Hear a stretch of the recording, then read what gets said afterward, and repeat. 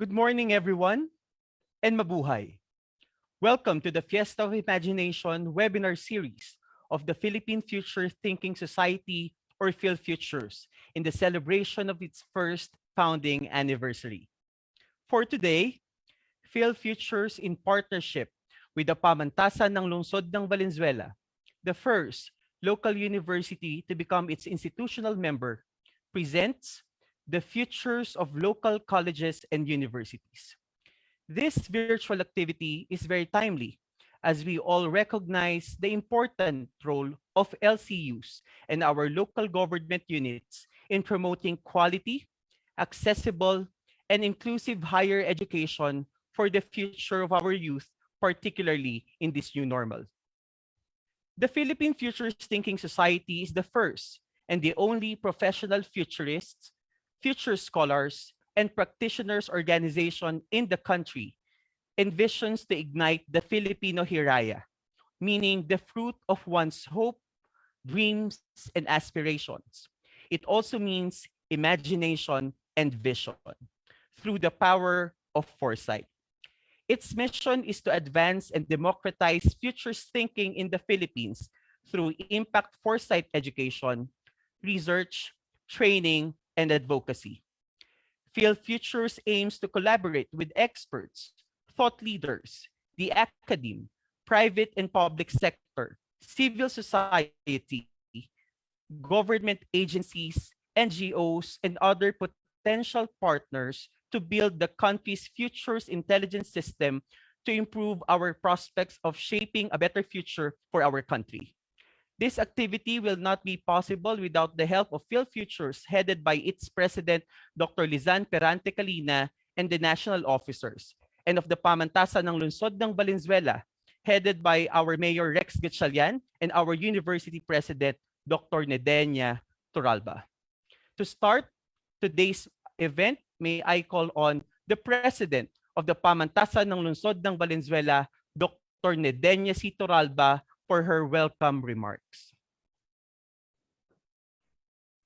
To our keynote speaker, the man behind the inclusion of local colleges and universities in the Free Higher Education Act, the very hardworking senator from our beloved city of Valenzuela, Senator Win Gatchalian. To the very dynamic and proactive city mayor of Valenzuela, for without his continuous support together with Senator Win, PLV would not be what it is today. Valenzuela City Mayor Rex Gatchalian. To our guest speaker, the Executive Director of CHED Unifast, Attorney Ryan Esteves. PhilFutures President, Dr. Lizan Perante Calina. Professor Sherman Cruz, the Chair of the Association of Professional Futurists. Dr. Marcus Bussey from the University of Sunshine Coast, Australia. To our esteemed colleagues in the academe from different LUCs, SUCs, and private HEIs in the country. ALCO President, Dr. Rene Colocar, and members of the ALCO Philippines Board. Also, special mention to Dr. Amihan April Alcazar, who is doing her Fulbright Scholarship in the US. She's the former president of the Pamantasan ng Lungsod ng Pasig. Respected guests, both from public and private sector, dear students, friends, ladies and gentlemen, good morning. Let me start with a quote from Eleanor Roosevelt, and I quote, "The future belongs to those who believe in the beauty of their dreams." It is very fitting as we all take part in this event and celebrate the first founding anniversary of PhilFutures to recognize our dreams as the foundation of our future. With this, let me congratulate the Philippine Futures Thinking Society for coming up with the series of webinars and for recognizing the important role of local colleges and universities in providing quality education for the future of our youth.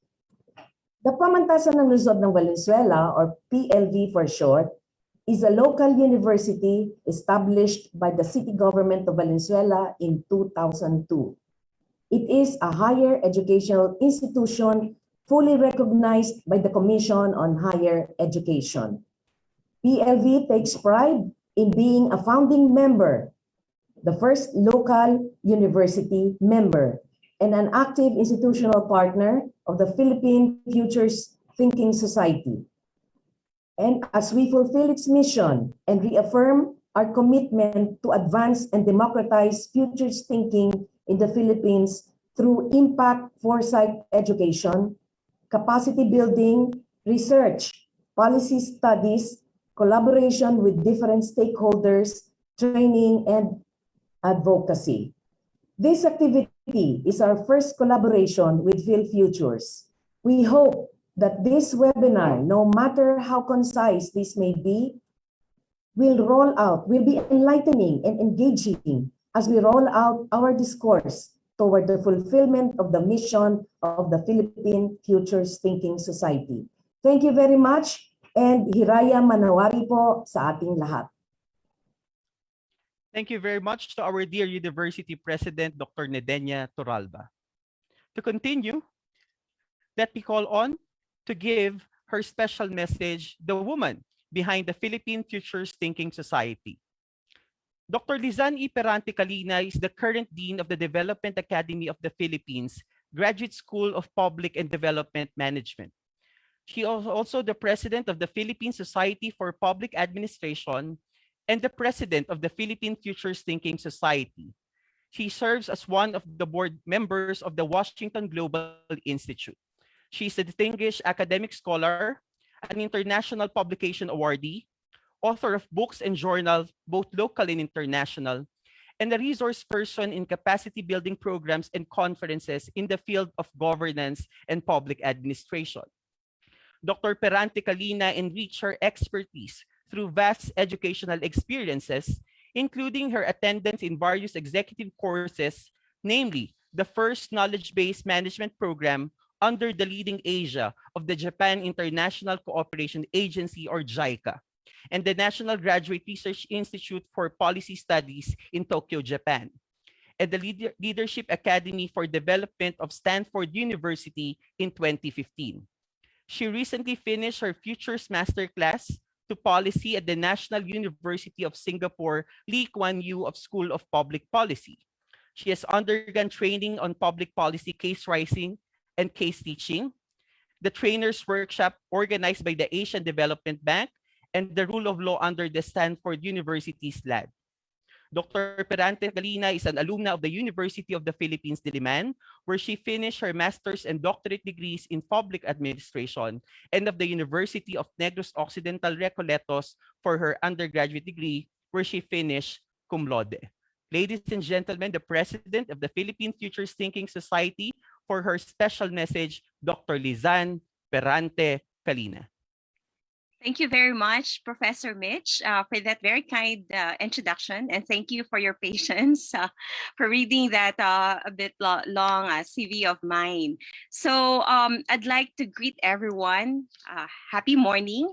Magandang umaga sa lahat. On behalf of the Philippine Futures Thinking Society, my colleague here and Chief Futurist Sherman Cruz, and the rest of the team, our warmest greetings to all of you, and of course to our keynote speaker, Senator Sherwin Win Gatchalian, who is very supportive of our activities and soon to be our senior fellow if he accepts the invitation. I'd like to greet also Attorney Ryan Esteves, also a good friend and a colleague, and part of our Clickers.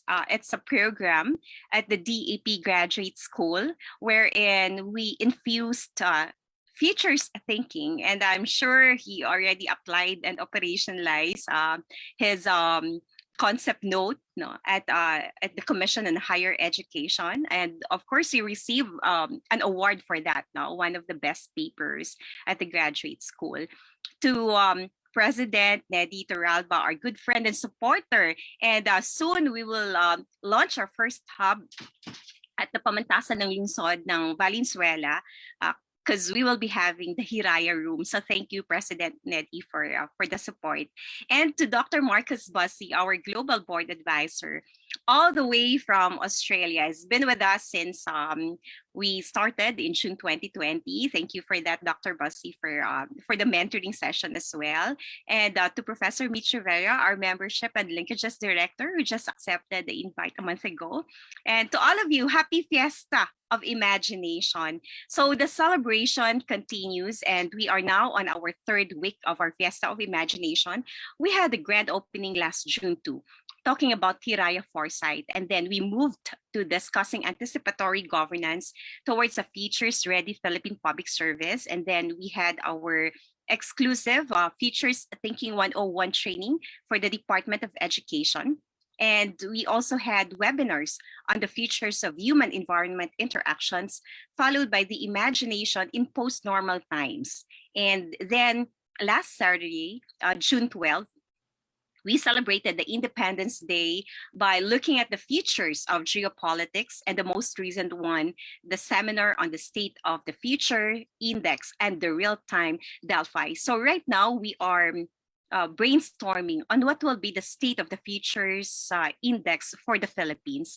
So it is more into, an indigenous form of indicators rather than looking at the usual indicators, political, legal, environment, and so on and so forth. So we have to infuse the local context to really spell out the Hiraya for all Filipinos. So just a context, the Philippine education system, for me, and that's my personal view, is a bit complex because of bureaucratic processes and procedures. Now, the system has been there for the longest time, and we have not changed it yet. But of course, we introduced incremental changes, and we have a law that provides that there shall be a local university and state colleges in every local government units, aside from the state universities and colleges that we have. So all of these are created by virtue of a law. In the case of LUC, or the local university and colleges, the local government unit is the one funding its operation, while the SUCs have its sources from GAA and other sources that will be spent, of course, directly for academic activities. But how are these universities collaborate towards the common goal, which is really to provide quality education to its stakeholders? How is the town and ground principle being operationalized? We are helping because one of the societal purposes of a local university and colleges is, of course, to look at the societal purpose. So we train, we educate our constituents to help the local government units or to help the community. So local universities and colleges are also known as community college. It started from basic education. Now we have tertiary education. So given today's situation, where are we in this global pandemic, and how do we cope with the demands of time? So the futures of education is one focal concern that we have to delve into. The need to rethink, reframe, and reimagine is very important because we have to gather intelligence on what is the role of education in shaping the future. Let's say in 2030 or in 2050, what will the world look like with the education that we will have in that coming years? So we need to have an anticipatory governance mindset when it comes to education system. Remembering the 3 E's in an anticipatory governance mindset, we need to have anticipation, we need to have agility, and we need to have adaptability. So given the increasing complexity and uncertainty, like accelerated future, climate change rather, the rise of artificial intelligence, and that's why, according to Diamandis and Cutler, the future is faster than we think. No? So we really need to reimagine, rethink, and reframe our mindset. Education can change the world, but we need to do the 3 E's. And I like to quote UNESCO's take on the futures of education. It says that we need to have a humanistic approach on learning, and this is really the shift. And one thing that it says there in the UNESCO's Features of Education Initiative, learning leadership in schools rather than school management. Secondly, we need to have we need to shift our mindset from learning resources and learning environments rather than education, finance, or school equipment. Third, teachers are there as professionals of learning rather than as a teaching force. Another point that UNESCO raised is this: tests and examinations as assessments for learning rather than assessment of learning. And the last one, because we are in the 21st century era, technologies as a means of liberating learners rather than as a way of replacing teachers. So these points that UNESCO raised are very inspirational, and it will really make us think, rethink, reframe, and reimagine education. So futures thinking as a lens will really help us to do the 3 Rs: now rethink, reimagine, and reframe the education system in the Philippines. So with that, please enjoy the conversation that we will have in a few minutes. And please put in the chat box your comments, your insights and perspectives. We need that as we co-create knowledge. Maraming salamat, Hiraya Manawari.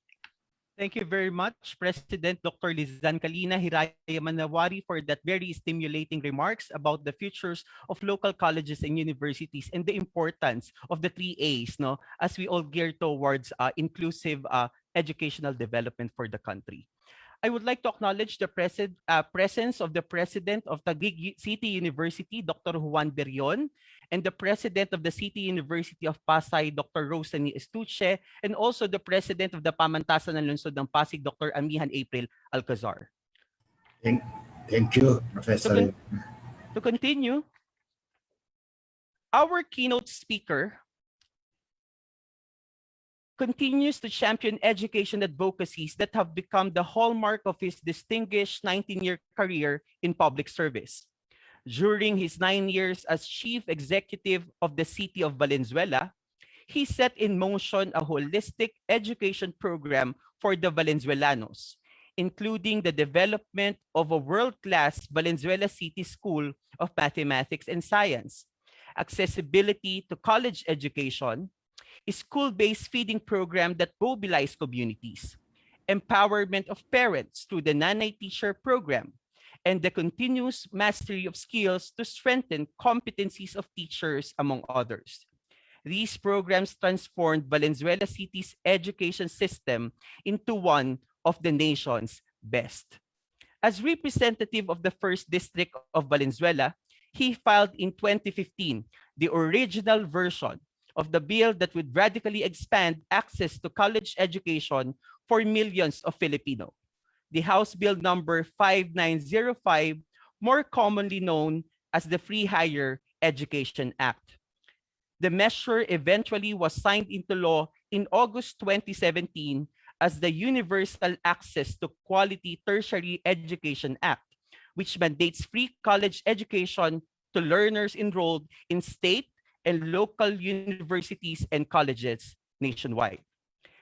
As chairman of the Committee on Basic Education, Arts, and Culture in the Philippine Senate, he intends to continue to fight for a better and more equitable Philippine education system. Some of his bills recently passed into law are the Good Manners and Right Conduct and Values Education Act, the National Academy of Sports Act, and Lengthening the School Calendar Act, which was filed during the time when all of us were grappling with the impact of COVID-19 on the opening of classes in 2020. Another monumental bill passed into law is the Alternative Learning System Act, which provides strong and adequate support for the out-of-school youth and adults through access to quality basic education. He's also passionately pushing for the passage of high-priority measures, which include the Teacher Education Council Act, Education in the Better Normal Act, Inclusive Education for Learners with Disabilities Act, and many more. There is indeed more to be done, but he believes, and rightly so, that through our unabated synergy to sustain accessible and quality education, we will all win. Please help me welcome one of the most hardworking senators, ladies and gentlemen, the pride of Valenzuela City, Senator Win Gatchalian. Thank you, Mitchville, for the kind introduction. Mitch, can you hear me? Just to make sure. Yes po, sir. Loud and clear. Okay, thank you very much. Let me greet Dr. Lizan Perente Calina, our president for the Philippine Future Thinking Society. I noticed that Dr. Lizan and I have something in common. The fondness for the use of acronyms. 3A's, 3E's, 3S. Marami rin akong ganyan, Dr. Lizan, to be honest about it. In fact, in energy, I have what I call the 3S, no? Sustainability, savings, and stability. So I like using that because it's easy to remember and the audience can take down notes quickly. I would like to also greet Professor Sherman Ortega Cruz, Attorney Ryan Esteves, Dr. Marcos Bosé. Of course, let me greet our very own Dr. Nelly Toralba, Dr. I think I can see now Dr. April Alcazar. Good morning, ma'am. Good morning, ma'am, because I heard you're not here in the Philippines. Or good evening in your area. Let me also greet all the members of the different local universities and colleges. Of course, all our guests and students. Good morning to all of you. Magandang umaga po sa lahat. Let me first of all thank Philippine Futures Thinking Society for organizing this event. And thank you very much for giving me a very specific topic, which is on local universities and colleges. I have a lot of experience in this, both during my stint as a mayor and also my stint as a congressman and now a senator. As a mayor, I was part of the implementing group because I was a mayor. But as a senator, I was part of the policy group because I look at education from a policy and from a macro point of view. So I wear two hats, a former local LCE, local chief executive, and now as a policymaker through legislation. So with that, let me share my thoughts and my experiences on local colleges and universities. And with that, let me share my slide on my screen. I'm disabled. Mitch, can you enable me to share? I think I need to be enabled. So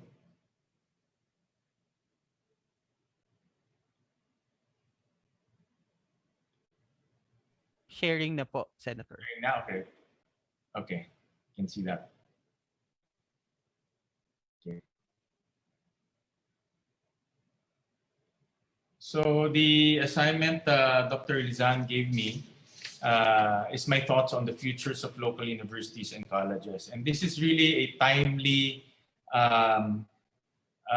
topic because I truly believe that the tertiary education system in the Philippines is slowly evolving, not fast, but slowly evolving precisely because of our local universities and colleges. And I'll discuss with you what my thoughts on that later on. But let me just... So LUCs perform a special mandate. It serves the poorest families in their jurisdiction. And for all of us who have worked in the local government, who are working in the different local universities and colleges, we all know that we serve the poorest students and the poorest families in our area. In fact, a lot of our students cannot even pay for dormitories, pay for transportation, let alone pay for the other expenses if they go to colleges or universities outside your jurisdiction. So definitely, I don't have the numbers, and this is one thing that I would request ALCU to produce, but definitely from my experience, our students come from the poorest, at least in PLV, no? And I think this is the same nationwide, no? Our students come from the poorest families. And because of this phenomena, the poverty of our students, a lot of our mayors, a lot of our LCEs, their driving force to set up a local university and a college is to serve those poorest families because they cannot afford to go outside of their LGUs to study. So with that, let's go from a macro point of view. And we all know because of the pandemic, our economic growth crashed in 2020. our economy contracted by 9.6%. And because of that, unemployment rate went up from 5 to 10%. And typically, when unemployment goes up, underemployment also goes up. But if you look at the blue line, underemployment has not gone down over the years. No? And this is a signal of what we call a job mismatch. So meaning what we are producing in our country in terms of students are not being employed by the industries. Meaning there's a mismatch on the talents and skills and the know-how that our colleges produce versus the industries, versus the requirements of the industries and the companies. And that's why underemployment has not gone down tremendously over the past few years. And I analyzed the issues surrounding unemployment. And these are the reasons why there is job vacancies, or this number is actually a proxy for job mismatch. No? And I used the numbers from the Philippine Statistics Authority. And these are the reasons why vacancies and establishments with 20 or more workers were hard to fill. No? A survey ran by PSA. And if you notice, 31% said very few applicants for the job. Then 21% said the applicants lack competency of skills. 13 didn't report at all to work, and 11% said the applicants lack years of experience. So if you notice, majority of the reasons why there are vacancies is because of lack of jobs. Lack of skills for the jobs. May trabaho, there are jobs, there are openings, but because of the lack of skills and the mismatch of skills, those job vacancies are not being fulfilled. And there's a survey also released by Jobstreet.com. Jobstreet is one of the bigger online job portals, and they ran a survey on the willingness of corporations to hire K-12 graduates. And it says, and the corporations basically said, we're not sure. They're not sure because they're not sure whether our K-12 graduates are in fact have the skills to fulfill the desired requirement in their companies.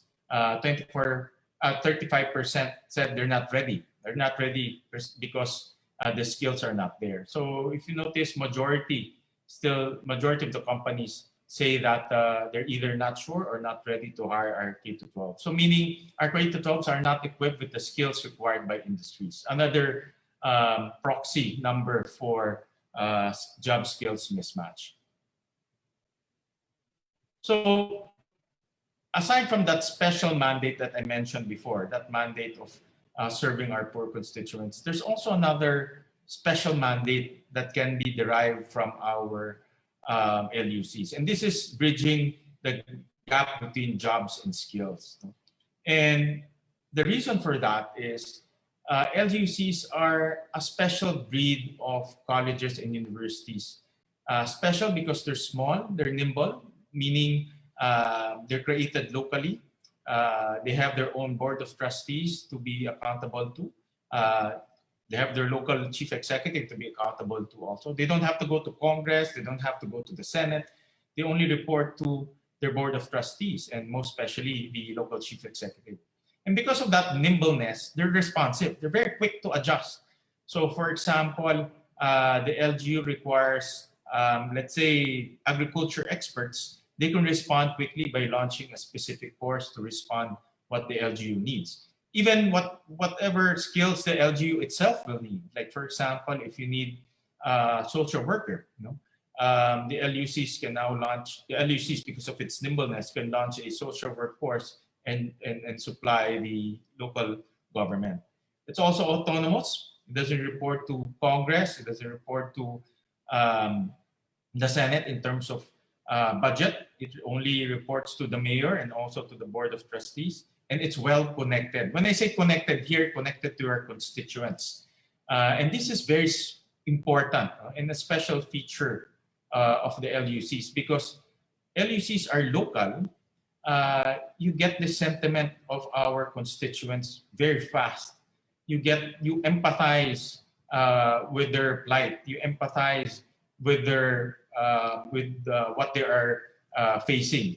So, for example, if a locality has a lot of unemployment because of the pandemic, the LUCs can respond to that plight that our constituents are facing and adjust accordingly to whatever they need. So they're very connected to our constituents. They're very connected not only emotionally, but also academically and also in terms of what our constituents feel. Let me just do a snapshot of the LUCs in our country. There are about 121 LUCs. That 121 is 5% of the total higher education institutions nationwide. In terms of student population, 7% of our student population come from the LUC. So it's not a big number. Definitely growing over the past few years, but it's not a big number compared to private schools and to SUCs. But then again, it performs a very special mandate in terms of educating our poor constituents and bridging the gap between jobs and skills. And the 121 is scattered all over the nation. Bicol has the highest number of LUCs, then NCR, then Calabar zone area. But if you notice, there are a lot of missing spots or bald spots, I call it. No? For example, in Palawan, in southern Mindanao, in northern Luzon. So my analysis of this is if we want to address job skills mismatch, we need to continue to push for the logic of propagating LUCs in the different LGUs. As long as they can afford setting up and as long as it can help the mismatch in their locality, then we should encourage them to put more LUCs in their own locality. So in my experience and also analysis, the future for LUCs is very bright. And definitely there are a lot of strengths to exploit in order for the LUCs to be an important driving force in the higher education institutions. Number one, LUCs should strive to be centers of human capital development. So as the country grows, we need to make sure that our human capital development also is strengthened. And the same, if you apply it on a micro level, as the LGU grows, human capital is also very important. And when I say human capital development, that means producing the right graduates for the right requirement, as simple as that. So if the LGUs aim to become for example, an IT hub, the LUC can become the center for human capital development in creating IT experts. So if the LGU wants to be a center for agriculture, the LUC can now be the center of human capital development in producing agriculture-based graduates. So LUCs can be the engine of growth in terms of the LGU's growth by producing the right skills for the right purpose. And then number two, strengthen the partnership with business and industries. This is very important at the local level. Nationally, they try to do this, but because of the size of the Philippines, it's very difficult to pinpoint what are the skills that we need. But if you do it on a micro level, and later on I'll show with you a case study in Valenzuela. So if you do this on a micro level, you can put industry as part of the decision making of the decision making body of the LUC. It's also very wise to put business leaders in your board of trustees so that they can share their experiences and also share their requirements so that the LUCs can produce the graduates and the skills that the industry needs.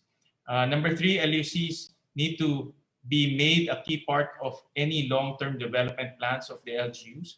So, for example, if the LGU's dream is to become a center for, let's say, teacher education, producing the best teachers in the LGU. The LUCs can be the vehicle to do that. So any long-term development of the LGUs, the LUCs can be the driving force or the center for human capital development of that long-term strategy. Number 4, LUCs must adapt their curriculums to conform to the fourth industrial revolution and adopt flexible learning methods. This is also very important in terms of the future of the LUCs. The curriculum should, because LUCs are small and nimble, and it can respond quickly to the requirements, it can adjust its curriculum responding to the requirements of the future. For example, fourth industrial revolution, artificial intelligence for that matter. The LUCs can adjust quickly to promote artificial intelligence to their students, and also to promote concepts of the fourth industrial revolution so that their students can be hired and can adapt to the requirements of the future. Flexible learning is also important. After this pandemic, I don't think we can go back to the usual face-to-face classes. LUCs can adapt to this very quickly, and Dr. Neddy can discuss that later on how PLV adapted to flexible learning very quickly by using technology. And this is the future. A hybrid mix of face-to-face and online learning should be the future of LUCs. And lastly, standardized higher education quality measurement of LUCs. We have to measure the LUCs. It's not important that the mayor wants to put up an LUC. It's not important that LGU has an LUC. It's important that it's quality. It's a quality LUC, and we have to measure it. We have to make sure that it's not susceptible to politics, and politics is not the measure for quality. It's not because the mayor always wins or the council always wins because of the LUC. That's good quality. Quality means we produce students who can be gainfully employed, who can get decent jobs, and who can adapt to the future of industry. So a case study will be Valenzuela, because this is where I'm from. And in Valenzuela, we are a highly industrialized city. We have 20,000 businesses in Valenzuela. So we're definitely a business city, but not, I would say, not agribusiness or not IT business, but largely industrial business. And that picture is a picture of San Miguel's brewery. One of San Miguel's biggest breweries is located in Valenzuela. So we feed in to this type of industrial businesses. And that's why one of our methods or one of our vehicles to make sure that we support our industrial-based businesses is through our local education institution. Number 1 is Pamantasan. We have 2, no? But I'll discuss the 2. One of our vehicles and our pride and joy in Valenzuela is the Pamantasan ng Lungsod ng Valenzuela. This is a facade of our school. And the school got its inspiration from Stanford. Mayor Rex, who's now the current mayor,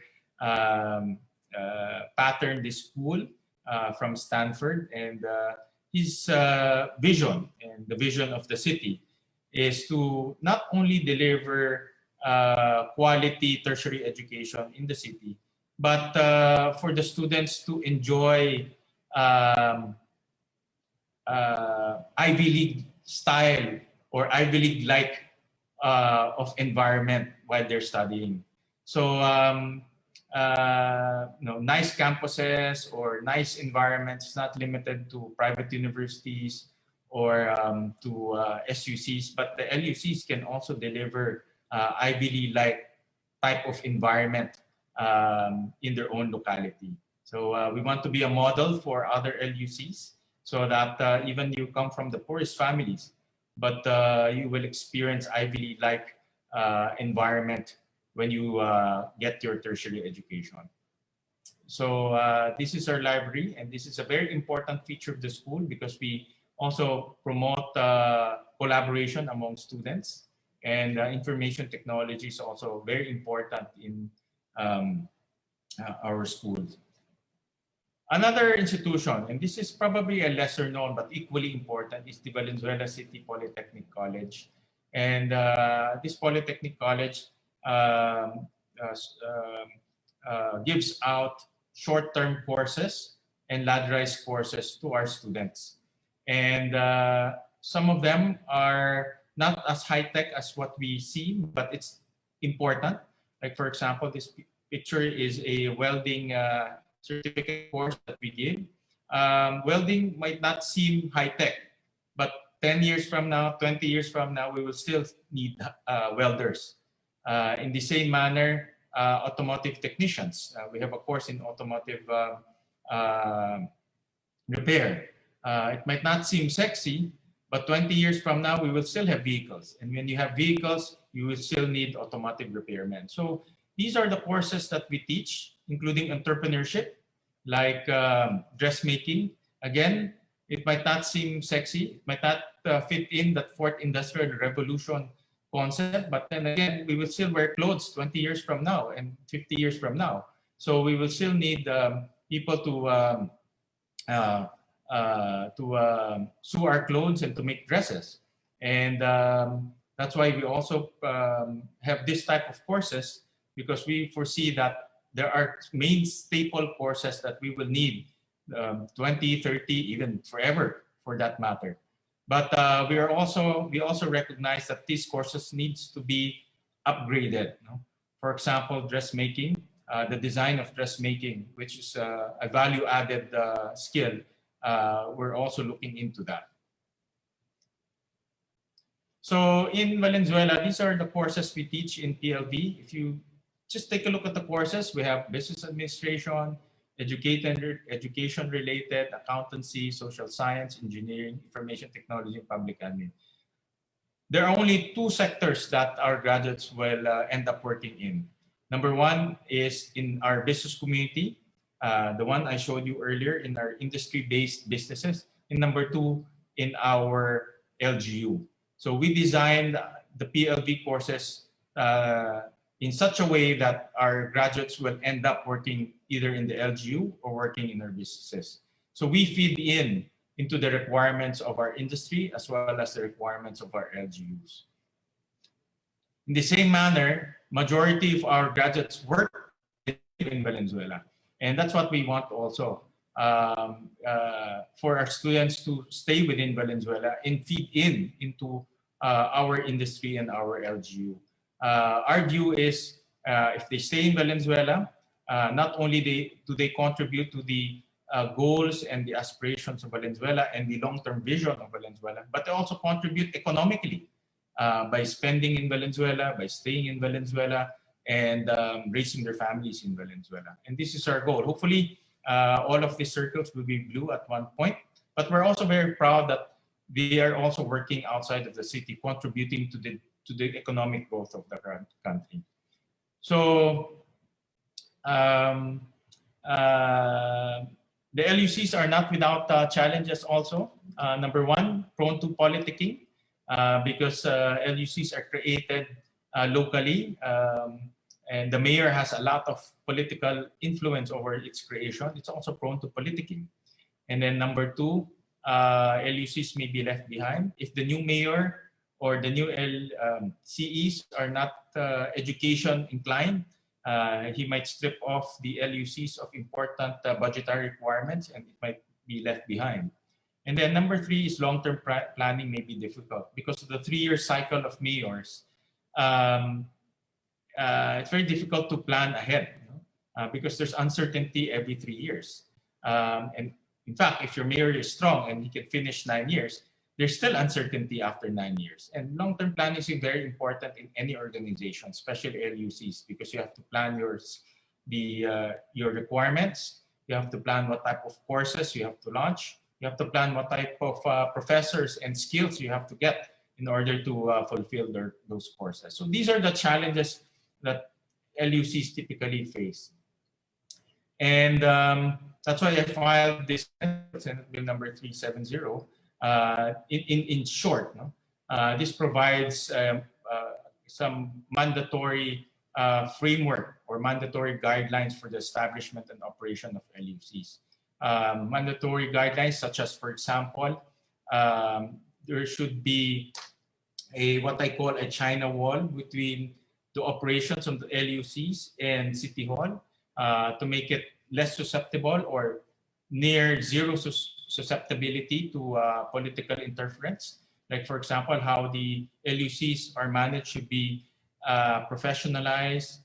The decision making should be institutionalized at the board level, and there should be certain level of tenure at the board level so that the LUCs will not be susceptible to politics. So we've identified a few items that can be corrected through this law through a mandatory guideline, through the establishment of mandatory guidelines. So with that, thank you very much again for your invitation, and I hope that the LUCs will be a driving force, not only in serving our constituents, our poor constituents, but also a driving force in terms of solving the job skills mismatch in the country, thereby contributing to economic growth and thereby contributing to a faster recovery after the pandemic. So thank you very much. Thank you very much, Senator Win Gatchalian, for that very comprehensive discussion about the futures and at the same time challenges of local colleges and universities. Key takeaway, LUCs as driving force in LGUs as well as in the national arena. Second is quality measurement of LCUs and not politics. And third, we have to strive to be centers of human capital development within the local government units. Once again, thank you very much, Senator Sherwin Gatchalian. Before we continue, let me acknowledge different higher education institutions who are joining us this morning. Pamantasan ng Lungsod ng Maynila, City University of Pasay, Polytechnic University of the Philippines, Taguig City University, Polytechnic College of the City of Maykawayan, Kolehiyo ng Pantukan, Davao de Oro, headed by their president, there's Dr. Jocelyn Hua, Pateros Technological College, Governor Alfonso D. Tan College, Pamantasan ng Kabuyao, Kolehiyo de Muntinlupa, ALCO Philippines Board headed by Dr. Rene Colocar, University of Southeastern Philippines, Benguet State University, Department of Education, Valenzuela City Polytechnic College, Mindanao State University, Cebu Normal University, Biliran Province State University, Tarlac Agricultural University, University of the Philippines Diliman, University of the Philippines Los Baños, J.H. Ceriles State College, LGU City of Binyan, Philippine Science High School, University of Eastern Philippines, University of the Rizal System, Bukidnon State University, Philippine Normal University, Don Mariano Marcos State University, Cedro Region 4, Aklan State University, Ateneo de Davao University, Jose Maria College of Davao City, Romblon State University, Trece Martires City College, Nueva Ecija University of Science and Technology, Quezon City University, Camarines Norte State College, and Pangasinan State University. Also joining us is from Xavier Ateneo de Davao University, Cavite State University, and the University of Makati. Welcome po sa ating webinar this morning. Our next speaker is the incumbent OIC Executive Director and serve as Undersecretary of the Presidential Legislative License Office or PLLO in the House of Representatives. He entered the government service as legislative staff of former Senate President Aquilino Nene Pimentel Jr. and after passing the bar in 2007. When Senator Pimentel terms ended, he worked in the House of Representatives under Bagong Henerasyon Party List Representative Bernadette D. He also became the chief political officer of former Senate President Aquilino Coco Pimentel in 2016. President Rodrigo Duterte appointed him as Undersecretary of the PLLO in 2017. As Undersecretary for PLLO, he assisted the PLLO Secretary in promoting presidential initiatives and acted as conduit between the Office of the President and the individual members of Congress, NGOs, and other cooperative interest groups supportive of the President. He assisted in drafting of bills and resolutions to ensure the policies and bills are in consonance with the legislative agenda of the Duterte administration. He left the PLLO in 2020 to join the CHED Unifast. Prior to joining the government, he taught music, religious education, humanities, and law courses in public and private higher education institutions. He also gave lectures and served as an advisor on mandatory continuing legal education to various civic and non-government organizations. He finished his Bachelor of Arts in Philosophy at the Rogationist Seminary College, Adamson University, and Bachelor of Laws at the University of Santo Tomas. Master of Arts in Religion Education at the Ateneo de Manila University, and Master of Arts in Public Policy at GRIPS in Tokyo, Japan. Attorney Esteves is also appointed as the new Deputy Executive Director of CHED, but is presently dedicating himself as the officer in charge of the Office of the Executive Director of the Unifast Secretariat, which supports the Unifast Board in carrying out its function under RA 10687, otherwise known as the Unifast Act, and in the implementing student financial assistance programs under RA 10931 or the Universal Access to Quality Tertiary Education Act. Ladies and gentlemen, the OIC Director of CHED Unifast, Attorney Ryan Esteves. Good morning, sir. Thank you very much, Prof. Mitchville. No, again, thank you for reading that very long introduction.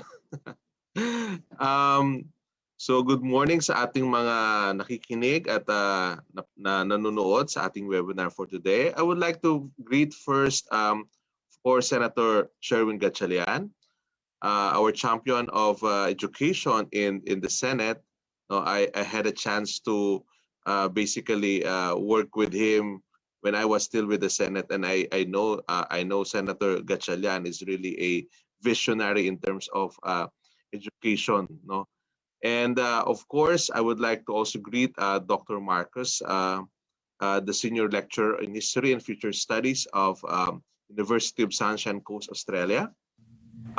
Of course, my professor at the Development Academy of the Philippines, Phil Futures President, Dean Lisan Perante Calina, and also another professor I have in the DAP, Vice President of Phil Futures, Professor Sherman Cruz, and of course, our partner in the implementation of free higher education in the city of Valenzuela, pamantasan ng lungsod ng Valenzuela President Dr. Nedenia Torralba, the professors of the PLB, Student Affairs Director Professor Mitchville Rivera, all the partners, HEIs, LUCC present. No, I know I heard there's a lot of mga administrators and presidents here present.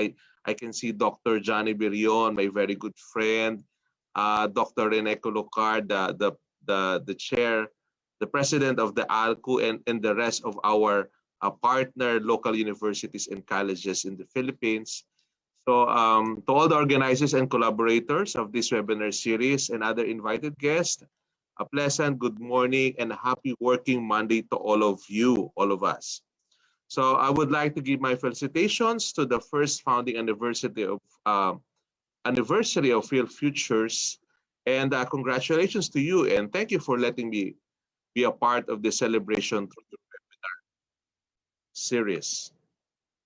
In this episode titled The Future of Local Universities and Colleges, we are setting our vision on the state of Philippine local universities and colleges, or LUCs, in the future. As higher education institutions, or HEIs, governed and provided for by the local government units, We at SHED, the Commission on Higher Education, and the UniFast have envisioned that all LUCs and their students continue to enjoy the benefits of free higher education.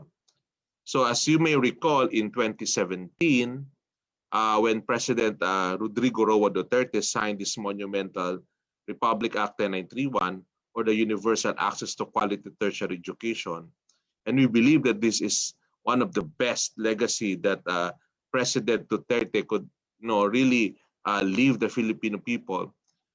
Students enrolled in recognized local universities and colleges no longer pay tuition, no? Tuition fees and 13 other school fees across all the regions in the country. At nakita natin kanina sa presentation ni Senator Win, no? I'm so proud that it's really my region, Region 5, which is the most number of local universities and colleges in the Philippines. And under this law, we are also giving tertiary education subsidy grants. No, these are cash grants to qualified Filipino students enrolled not just in state universities and colleges, and recognized LUCs like Pamantasan ng Lungsod ng Valenzuela, Taguig City University, and the rest of our LUCs, but also to private higher education institutions with programs that are in the CHED registry. So these grantees from LUCs receive a sum of 40,000 pesos per academic year, especially for SUCs and LUCs. But for private HEIs, private schools, they receive as much as 60,000 pesos per academic year. And can receive also an additional 30,000 if the student grantee is a person with disability. And another one, a reimbursable 10,000 pesos if they are taking a licensure and board exam. So if you see, for state universities and colleges and local universities and colleges, if you are like on the 5th or 4th year of your schooling, in tertiary education, you can get as much as around 80,000 pesos for academic year.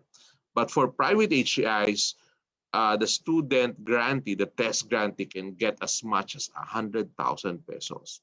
So ito ay never pa nangyari, very ambitious. This is a very ambitious really program of the government, and we are very thankful for Congress, especially for Senator Wing Gatchalian, who's been always supporting us to implement this program, because without Congress, wala po itong budget, hindi po ito malalagyan ng pondo, at hindi rin makaka-receive ang ating mga estudyante ng hindi lamang free higher education, but also this allowance, this tertiary education subsidy, which is very, very important during this time of the pandemic. Because when we go around, we see and we talk to students, ang laki nang naitutulong talaga ng tertiary education subsidy. Another major component of that law is the student loan program, where students enrolled in medicine, law, and other graduate and undergraduate degrees may borrow up to 60,000 pesos. This is without interest, if when paid within the short-term loan cycle of 1 year. So the idea of this student loan program is that the students are given also this, chance to have that big bulk of money, at the start of the school year, so that they can pay, especially for the private schools and the graduate schools, so that they can pay the tuition fees. So malaking tulong din po ito. And since the government wants to make tertiary education more inclusive and accessible to everyone, it is notable that Republic Act 10931 is not limited by age, is not limited by culture, this is not limited by abilities. So this is really a universal access to all the students. So we are celebrating how we got to where we are now for LUCs. The achievements we have reached and the success stories from our more than 1.6 million beneficiaries were the central theme namin ngayon is claiming victory for Philippine higher education of the celebration of the first ever Philippine National Higher Education Day last May 18 of this year. So, but this is a year-long celebration. So, for it was only during this time, during the time of SHED and UNIFAS board chairman J. Prospero E. De Vera III, that the commission started working towards free quality tertiary education. And it was also during this time that the inclusion, this is a very important um, uh, legacy, that it was only during this time that the inclusion of local universities and colleges in the roster of beneficiaries of Republic Act 10931 was made possible.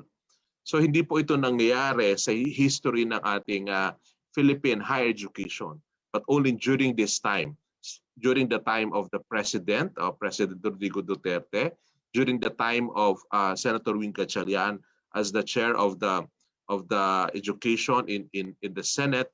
It was also during the time of Chairman Popoy De Vera as the chairman of the Commission on Higher Education and UNIFAS Board, na ito pong local universities, we were able to include them, no, in the roster of beneficiaries of Republic Act 10931. So hindi lamang po state universities and colleges are now receiving free tuition fees and miscellaneous fees, but also local universities are also receiving the same amount, no, from these programs of the government, including, of course, the tertiary education subsidy and the student loan program. So this was made possible, no, thanks to our leaders, President Duterte, Senator Wing Gatchalian, Chairman Marco of the House, and Chair Popoy De Vera, no, of the Commission on Higher Education. Thus, together with Senator Wing Gatchalian, the champion of education in the Senate, we also referred to Chairman Popoy De Vera as the father of LUCs. So kung meron pong father of local government, which we shared, no, kami po ni Chair Popoy was privileged to have worked with the father of local government in the Philippines, the late former Senate President, Senator Nene Pimentel. I always call Chair Popoy as the father of local universities in the country, no? Because as I've said, during this time lang ng kanyang chairmanship, that we were in the it was during this time of his chairmanship that LUCs were included in the roster of beneficiaries of free higher education. So in fact, as we speak, there are already 107 CHED recognized LUCs nationwide that enjoyed free higher education worth 1.7 billion just in the first semester of academic year 2020-2021. And but the total number of schools na nag-a-apply is 123. So out of the 123 LUCs, 107 na po ang CHED recognized, no, and are enjoying the benefits of free higher education. So you see, the Commission on Higher Education has been moving from an agency which is basically a regulatory in character and mandate towards a progressive and client-centered commission, thanks to our chairman's vision, no, Chairman Popoy De Vera. So LUCs get included in the program of UAQTE by obtaining institutional recognition and certificate of program compliance from SHED. Kasi we do not only give access to education, but we are also faithful to that mandate of RA 10931 and RA 10687, that we have to ensure that there is quality, no? We also give quality standards in the institution and degree programs that our schools offer to Filipino students. So both of these are needed, no? IR, institutional recognition, and certificate of program compliance are needed to be listed as SHED recognized LUCs, which is why the cooperation of public HCIs and of course ALCO is very active on this, no? is very, very fundamental to extend the benefits of the said law. Naisip ko lang ngayon no, na there was even one LUC, no, local government unit in Mindoro, no, sa Pola, no, that if you know Mayor Ina Alegre or Mayor Jennifer Cruz, no, yung kwento niya parang 2 buwan niyang ginawa yung local university o local college sa kanyang munisipyo ng Pola. So it's really, you know, we see as we travel, as we go around the country, marami kami nakikita ng mga success stories ng mga local universities, local government, no, in terms of putting up local universities and colleges in their area. So given the limited allocated budget of LGUs, it will certainly be challenging to provide free quality tertiary education to every student constituent. So Chairman De Vera and I have been personally visiting state and local universities and colleges, no, in different regions, even during this pandemic, to check on their status, no, and to recognize their eligibility through the Gawad Parangal awarding ceremonies, no. So you see, hindi natin to ginawa in the past, but we're doing this right now because we see, we recognize the importance and the important contribution of local universities in the implementation of free higher education. So we call them partners and we give them this award, yung pinaparangalan namin sila through a very nice program at this is we give them trophies, we give them plaques talagang, and we can feel the pride in the eyes of the mayors, no, and then the administrators when they receive this award, no. Ito ay talagang kumbaga produkto ng kanilang paghihirap, no, in coming up with a local university or college in their municipality or city. So this recognition signifies that their students can benefit from the programs of UAQTE since they have complied to CHED qualifications. In fact, just last month, we awarded 38 LUCs from Region 5, Region 7, Region 10, and we are continuously visiting other regions. Marami pa kami naka-line up ng mga regions na bibisitahin ni Chair Popoy. So Chairman De Vera has said that if not for the pandemic, he would have already visited all the LUCs in the country. And he made history also as the first ever chairman of the Commission on Higher Education to have visited a lot of private schools, local universities, SUCs, even in their campuses, pinupuntahan po namin ni Chief Popoy. So we will also soon be inspecting retrofitted facilities and faculty of LUCs for the limited face-to-face learning in their respective campuses. This is because there are some degree programs that lalo-lalo na yung mga nag-o-offer ng medical and technical courses that require physical presence for their students. So we can tell that as the COVID-19 situation gets better, more and more LUCs will be able to adapt to the flexible learning modality. So aside from the programs I have mentioned earlier, we have this partnership with the Department of Labor Employment, no, Overseas Workers Welfare Administration for the so-called Tabang OFW. This is a grant which a 30,000 grant na binibigay natin sa estudyante, no, who are dependents of overseas Filipino workers who were repatriated or lost their lives during the pandemic. So hindi po tumitigil ang komisyon sa paghahanap ng tulong na maibibigay natin sa ating mga estudyante. So furthermore, we are also in talks with the Department of National Defense for our collaboration in the Balikloob program, no? Wherein children of rebel returnees will be given a chance to benefit from our TES program.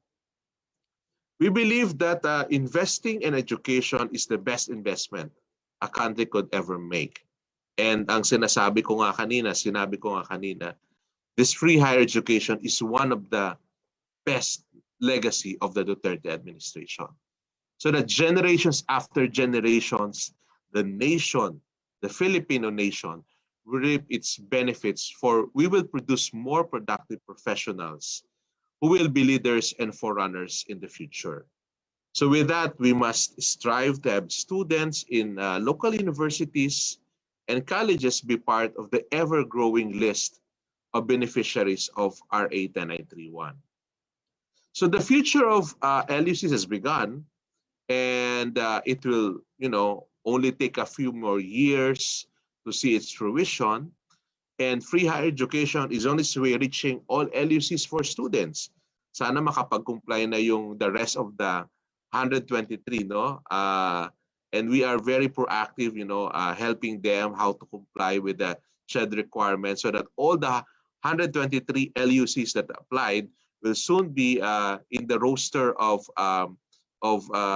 SHED LUCs beneficiaries of free higher education.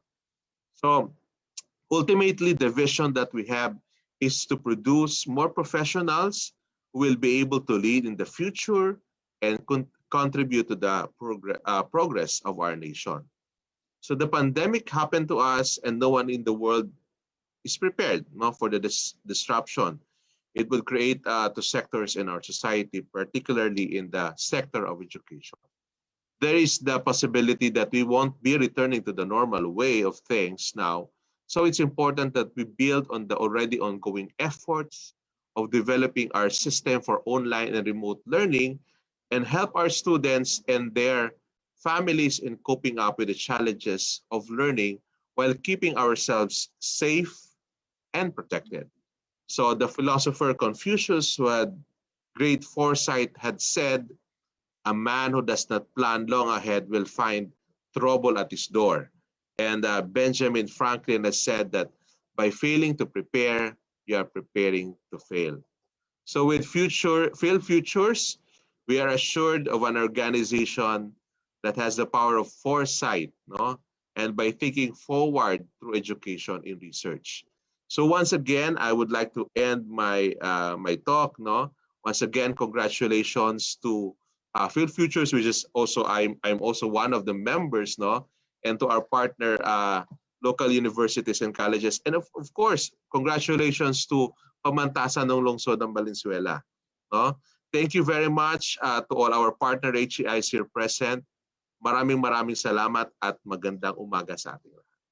Maraming salamat po, Attorney Ryan Esteves, for that very detailed, comprehensive, and clear presentation of your discussion about the role, or the importance of the role of the local colleges and universities at kung ano po ang ginagawa ng CHED Unifast. We are very thankful to you and Chair Popoy for all the support extended to the local colleges and universities. Mabuhay po kayo sa CHED at mabuhay po ang Unifast.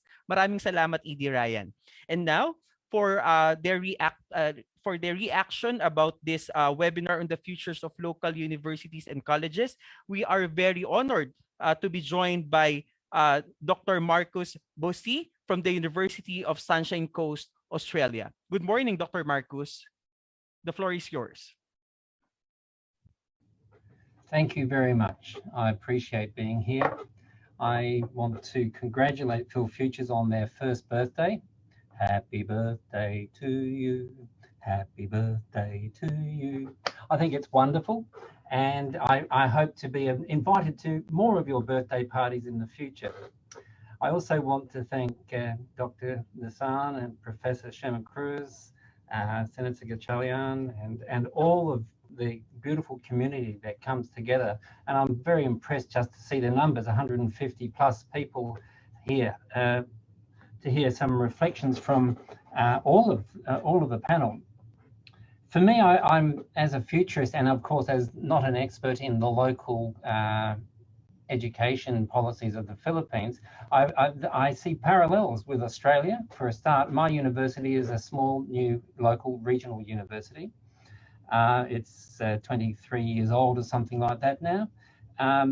And a number of the things that both the previous speakers have brought up really ring true. One of the things that we can document statistically is that local universities, the students that attend them, 7 out of 10 seem to stay in the local area and contribute to the local economy rather than leaving the area, which is really, really encouraging. So the human capital development concept is one that's alive and well. In addition, universities, local universities and colleges act as what in Australia we call in our policy anchor institutions. An anchor institution is an institution that, though it possibly is small, punches well above its weight in terms of economic and social potential for a region. So my university is the largest employer actually on the Sunshine Coast, where we are north of Brisbane in Australia. And the second largest employer is the Sunshine Coast Council, which is a mayoral district. And together we collaborate a lot. We therefore bring a lot of energy, a lot of economic learning, human potential development or human capital development to bear in a small but very focused way. So I just wanted to say that to, I guess, demonstrate that there are parallels between Australia and the Philippines. But I'm really interested in looking at the futures of local education and what it might mean. So I want to imagine where we might be in 2050, for instance, where you might be. And here I'm thinking big because I think it doesn't serve us not to. So this reimagining that Dr. Lassan talked about, reframing and rethinking, this is something that we need to do almost daily in our practices because the world is changing so fast. There are new challenges, but there are always new opportunities as well. So a number of things I'd like to say. First of all, I would like to suggest that local learning institutions in 2050 are going to be relevant more than ever, real, engaging with real time, real life in the present, in that present future issues, but also revolutionary. They're not going to be quiet, docile, and just feeding the present needs and requirements as determined by, let's say, federal bodies and so on. They're going to be listening to their local constituents, their local stakeholders, and responding in ways that don't just feed into the economy. One of the things that I've always been very suspicious of is the linkage with education and pure econometric outcomes. When we talk about human capital development, we're talking about the whole person. So for me, the whole person is a person who has longings well beyond the purely pragmatic longings of a job and so on. That's just a baseline accepted given. And I think human capital development understands that. But beyond that, what does a human long for? We long for meaning, we long for community, we long for relationship, and we long for a sense that wherever we are, in whatever time frame we are, that there is a future worth living for and worth working for. So education, therefore, is as much about skilling as it is about linking into the capacity to develop what we call futures literacies. The democratization of the future for the people of the Philippines involves much more than just giving people a step up in terms of economic democracy. That's a given. I don't take away from that in any way. And it's something we need to do first. It's one of the very first moves we need to make. So opening up education to the poor, making education free for the poor, giving them access to what Senator Gatchalian called Ivy League experiences. You know, that's really important because it actually offers them the physical representation of the abundance and richness that life in potential can mean. So I'd like to suggest a few things here. First of all, I'd like to suggest that local institutions are institutions with global links. That institutions, now that we have the internet and so on, have the capacity to work and network across space, not just at the national level, but at the global level. I speak from experience in this simply because I've had and still have very positive interactions with local universities around India, for instance. And they can be very small institutions, little colleges up in the northeast and places like that. But every interaction that any international person has with a local institution, wherever we are on the planet, is enriching and mutually beneficial. So this local global then leads to a number of new stories emerging. Universities and colleges, even schools in 2050 will be sowers, generators of new stories that affirm social diversity, where the indigenous and the multicultural and the intercultural foster relationships that lead to richer cultural citizenship.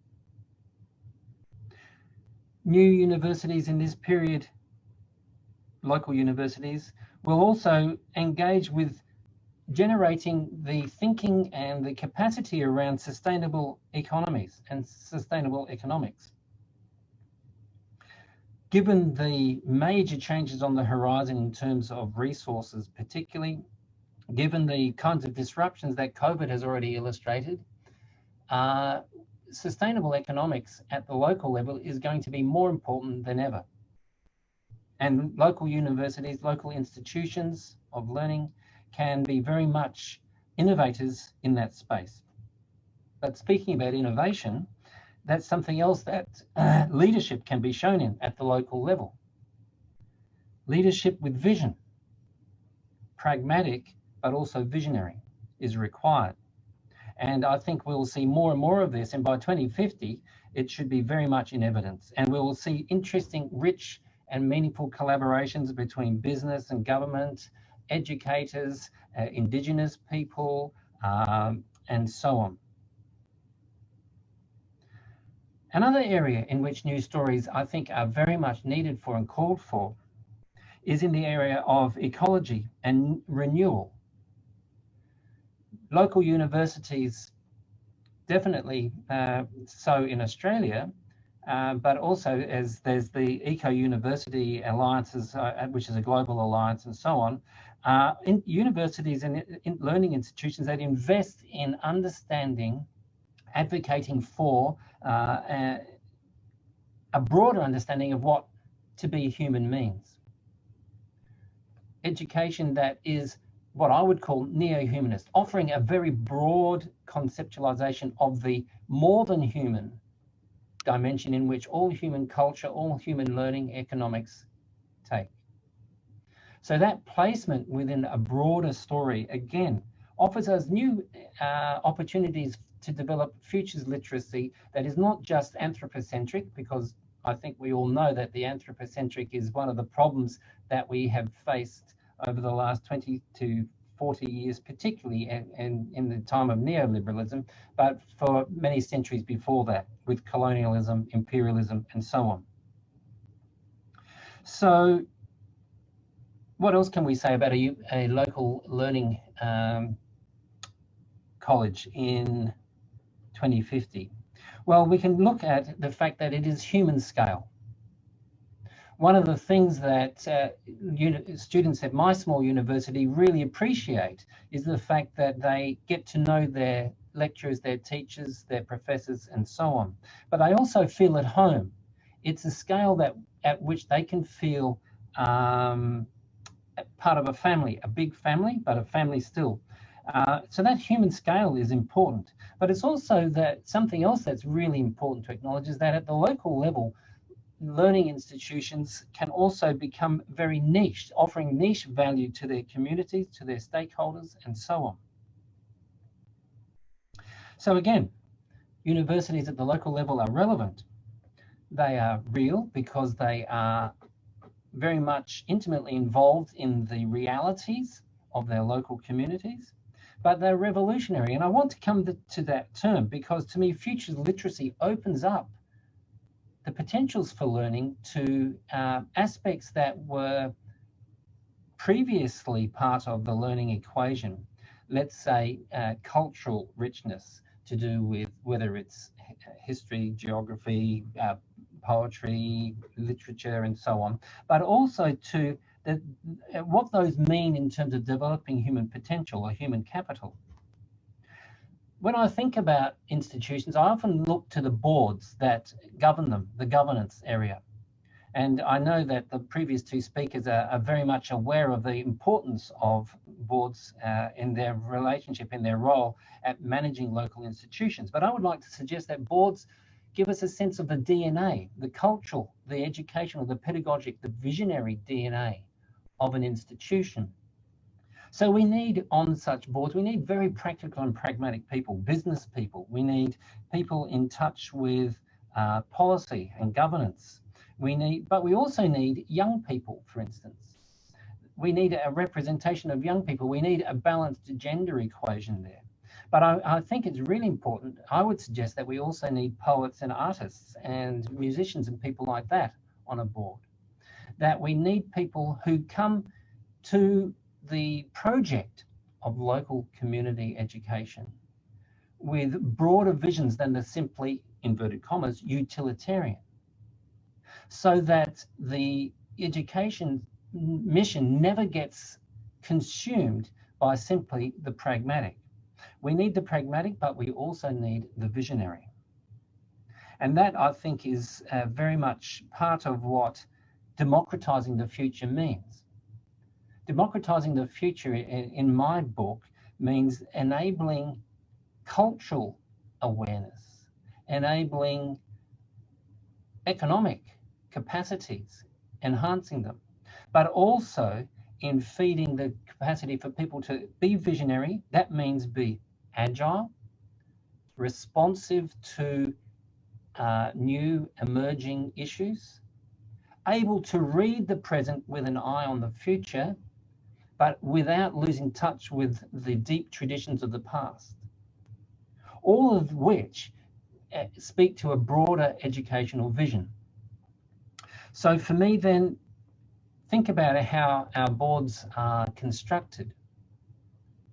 This is something that we see in only a few of our big institutions, our universities and colleges in Australia, but it is something that is emerging as an issue of public concern. I'm aware that colleges need to meet local needs in the immediate sense, but we must not forget that the future calls us. And it is those visionary actions today, such as making education free, as your president has done, that will have long-term ongoing implications for the many futures before us. So in sum, I'm going to wrap up now. Local universities, regional universities, local colleges can agile. They can meet and offer and promote niche value to their local communities. They need to have a vision of the future that speaks well beyond immediate current realities, but is real, pragmatic, and visionary. And finally, we should be cultivating a sense of connection and the network potential that the new technologies enable us, so that they have local but global sense of identity. I want to thank you very much, and I look forward to any discussion that may occur after this. Thank you very much, Dr. Marcus, for that wonderful presentation about the visions of the future that need to be incorporated in all local colleges and universities here in the Philippines, and at the same time to cultivate the sense of connection and synergy, to the future. Okay, thank you very much, Dr. Marcus from the University of Sunshine Coast, Australia. And for our last reactor, may we call on Professor Sherman Cruz for your message. Prof. Sherman, good morning. Yep, thank you very much, Professor Mitch, for that. And, been listening to the presentations a while ago, and it's good to hear always Dr. Marcus Abbasi's, perspective about the future of education. Of course, we tried to make sense of local government colleges and universities in the context of the current structure and its mandate, as per our constitution. And of course, it's also good to see that it's been having some that the Commission on Higher Education, together with the LGUs, are having conversations on how it could develop and evolve, at least from a short-term perspective, and from in some ways, the long-term future. But I would like to accentuate some things that perhaps could change or perhaps evolve the conversation that we've been having as far as the future of LUCs are concerned. These are the keywords that I would like to accentuate in this conversation. One would be hyper-localization and global convergence. At the UNESCO currently, particularly during the UNESCO Futures Literacy Summit, wherein there were like around 90, educational institutions from different parts of the world, shared their experiences and insights generated from the Futures Literacy workshops that's being conducted in the world. And apparently, one of the keywords that has repeatedly said, concept was hyper-localization, right? It was mentioned by Senator Win Gatchalian kanina that what's unique for the LUCs that they are nimble, they are agile, and then they're pretty kind of liquid, in some sense. But apparently, LUCs currently today sees itself as something like, it evolves into a state university. The narrative structures are still state university in context. But then LUCs were created for a different type of purpose, and goal. And LUCs, as mentioned by Senator Win, is that they are nimble and that they are agile at the same time. That is an opportunity that LUCs needs to hammer on and look into. If you are moving into a world that is becoming more hyper-localized, LUCs can actually use itself and generate new types of visions for education futures if things will become more hyper-localized. But the hyper-localization must be connected with the global, right? While organizations are moving into a direction wherein things becomes more hyper-localized, novel, and unique. The global convergence is actually increasing because of and expanding and deepening because of the pandemic. A second thing is the report from the OECD. The OECD, at least this is from the perspective of Europe, and trying to figure out how might they be able to partner themselves with a more diversified world, is that one of the scenarios that was generated is that by 2035, that we are moving towards a world of a highly virtual world, where all interactions and interfaces, generation of knowledge and innovation will all become virtual, where things will become augmented. It's not just about mobile phones and smartphones in this alternative future world. Now, how might learning take place in an augmented, highly virtual world? Wherein perhaps right now, the platforms that we're using does not necessarily or can't replicate the experience that we get in face-to-face conversation. But imagine an augmented world wherein it makes human experiences and learning even more vivid. If you have tried using virtual reality, the brain, according to neuroscientists, has said that the brain cannot actually distinguish what's real. In the real world, using our traditional senses and augmented reality technology, because the brains are helpless. They just respond. When they're faced with particular types of realities like augmented. Hindi po ma-determine ng brain, according to neurosciences, kung totoo or hindi yung kanilang na-experience, na-immerse in virtual reality platforms. So imagine a future world wherein learning and education becomes augmented and virtual. Another one is, of course, knowledge is becoming even more heterogeneous. Knowledge in the past few years were primarily driven by colonial ideas, diba? But now the world is, especially developing countries, are having that advantage and opportunity of creating unique and novel knowledges. It's not just about what they tell us, what learning is all about, but we are moving into a world wherein everything is becoming more heterogeneous. It's not just about pluralism anymore, but the heterogeneity within the pluralistic world that we're trying to create. You know, you have Islamic narrative coming up. You have unique ideas about, Afrofuturism, and dami po. And then you also have Hiraya Foresight that's been being pitched in different parts of the world, and that's we're trying to explore and deepen as far as futures and foresight in the country is concerned. So we are moving into a more heterogeneous world. In fact, this heterogeneity or uniqueness or novelty might create eventually, perhaps in the next 20, 30 years, new types of economies. In a book that was published by the Millennium Project, I would like to show it to you now, Work Technology 2050 Scenarios, is that isa po doon sa mga scenarios lumabas is what they generated called the self-actualization economy. Wherein the professor becomes the knowledge entrepreneur. Where the professor creates content through digital means. That parang it works like a blockchain or cryptocurrency, that it does not require the intervention or an intermediary to teach. There is one case study right now that is being shared around the world.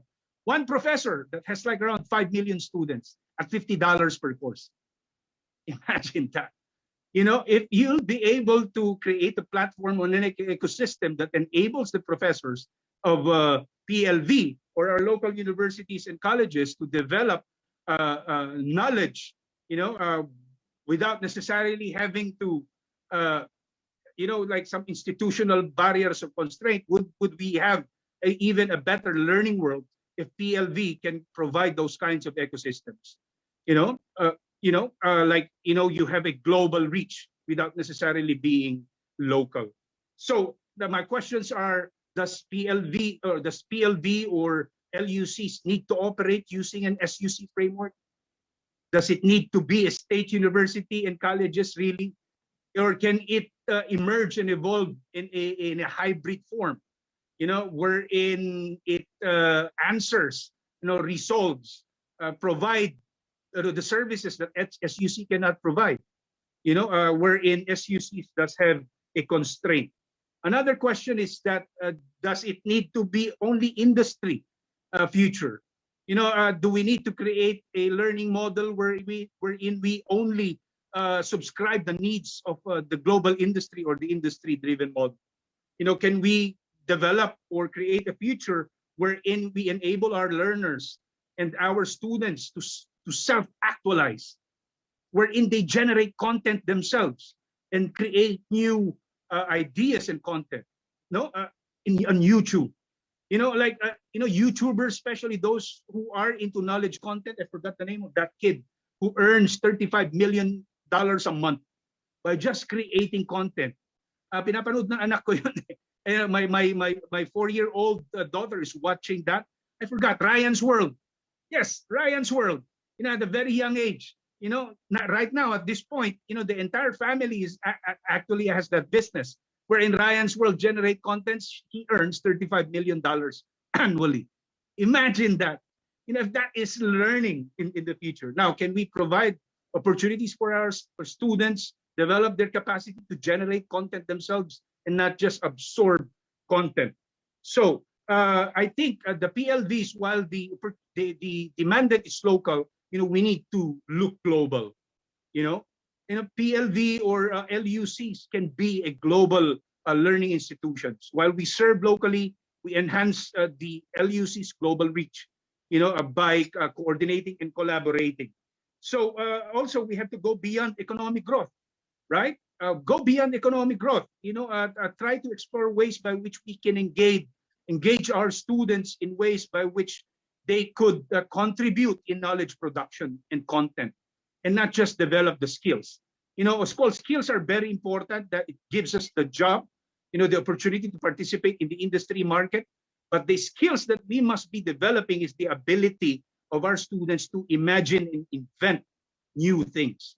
I think that is the skill that we need to develop and invest at this point, because according to the Minister of Dubai, Dubai Minister of Future is that imagination is an emerging currency of the future.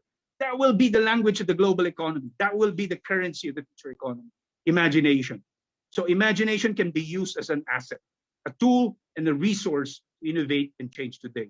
So there are a lot of questions that LUCs needs to ask now in order to transform itself beyond the structure that it's set in. Educational institutions are supposed to evolve. They should not be limited by the structures that they were invented, or created in the first place. Learning systems continue to evolve, and not just for LUCs, SUCs too. Has to figure out a way, to develop an ecosystem, not just a structure that enables them, to invent knowledge and create the industry of the future. Again, thank you very much. Those are my quick reactions, and hopefully we will continue to have conversations in the immediate future. Thank you very much, Professor Mitch. Wow. Thank you, Professor Sherman Cruz. Pag si Prof. Sherman talaga, magte-take down notes ka eh. For the information of everyone, Prof. Sherman is my professor, at the Development Academy of the Philippines Certificate in Futures Thinking course. Talagang very mind-blowing.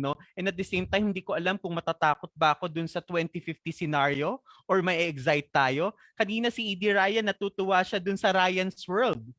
So these are all factual, lahat ito nangyayari na, and we look forward that all local colleges and universities will think global and act local. Sabi ni Prof. Sherman dito, hydro-localize yung setup natin, but we have to face global convergence in order for us to survive the future. So again, a big hand for Professor Sherman Cruz. Thank you very much. And I think that's end our this morning's discussion. Napaka comprehensive, full of knowledge, and at the same time very futuristic yung naging approach natin. I hope lahat ng local universities and colleges, SUCs, higher education institution na kasama natin ngayon will appreciate futures thinking and foresight education as a tool and as an emerging trend sa future, hindi lang ng local universities and colleges ng bansa at ng mundong ating ginagalawan. So,